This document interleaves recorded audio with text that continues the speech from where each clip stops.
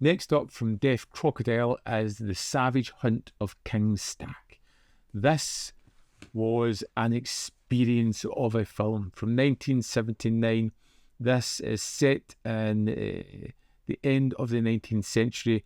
We're following a young ethnographer, Andrej, who has, through a storm, arrived at a house. He is tracking local legends and writing them down, and he is fascinated by the story of King Stakh. As he arrives at this house, he meets a young woman who feels that she's come to the end of her life. She is the 20th generation of someone whose family has had a curse played upon them. And this all leads to the folkloric story of King Stakh and his savage hunt, and how her family has been destined to die for 20 generations, of which she is the last. У нас призраков больше, чем живых людей. Для вас тут поистине заповедный край. And this is a movie where the plot can be a little bit inconsistent and it can jump wildly through various situations. And as she says at the start, this is a house where more ghosts live than human people.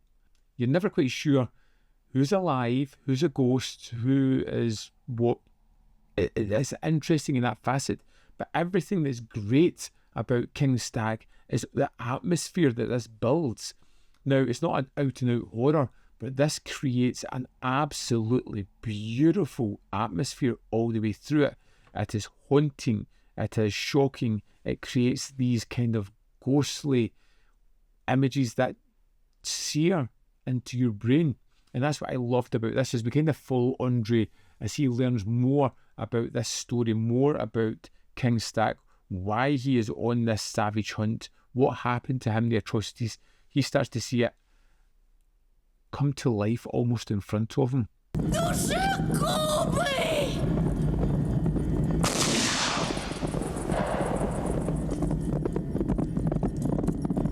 And there are some crazy moments in this movie that just almost caught me by surprise. Well, they did catch me by surprise.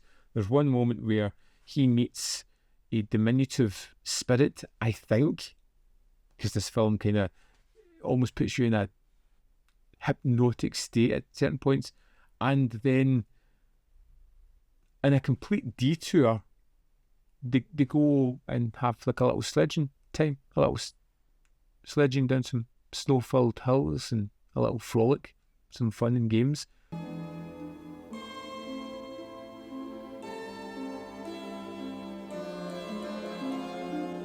And it was so unnerving because it's a fun sequence, but I'm not too sure if this demon ghost is real or not. And it just was putting me on the back foot. And that's everything about this film, from its haunting images to the wonderful photography to the kind of supernatural elements that just eke their way in to the film. It's never out and out, in your face, terrifying you horror, but it builds up this beautiful tension that is just unbearable. I love the characters and the situations that we have going on here, and it almost feels like that kind of nod and a wink where you feel like everybody in the scene knows what's going on except for Andrej, who's just almost naive to the realities of this world, which is again deeply unsettling. I've seen this done similarly before in other movies where you just feel unnerved as we have one character in the middle of a situation that he just doesn't fully understand. The Savage Hunt of King Stakh was haunting.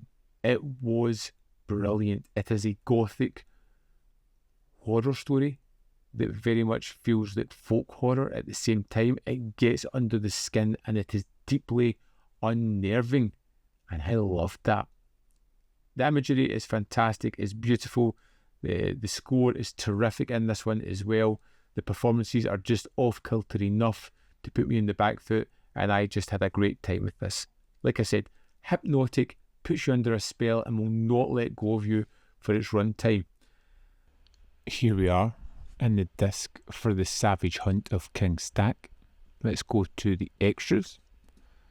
We have an introduction by Kierlan Janis, which is 30 minutes 1 second. And that says introduction, but this is an info dump in the best way. There is so much information fired here, so much context put in place, so much thrown at how the film is put together and how it should be revered.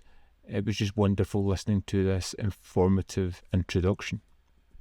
Next, we have The Wild, Wild Hunt of King Stakh, which is 16 minutes 10 seconds. It's an essay talking a lot about the folklore influences that it has, how the modern rationale doesn't fit well with the supernatural past, the kind of dueling ideology within this one, and also looking at cinematography, and this was probably the most fascinating aspect of this, looking at the blocking of the film, how partial image is always blocked by something or someone, adding to the kind of claustrophobic nature of the film, which was a really interesting tact. We have a commentary track by Mike White and a second commentary track by Stephen R. Bissett. There is the Deaf Crocodile 2024 restoration trailer.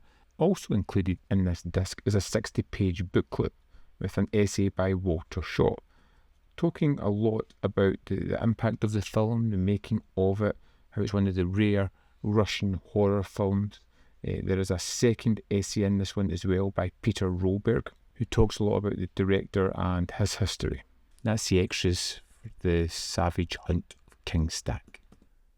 I really enjoyed The Savage Hunt of King Stakh. I would love to know your thoughts on this one, whether you loved it, hated it, fell somewhere in the middle. Let me know in the comment box below. As always, there is more content up here. You can see more of my stuff. In the description box below are links to Patreon, membership program, manvfilm.com. Always in which you can support me. Thanks for watching. We'll see you next time.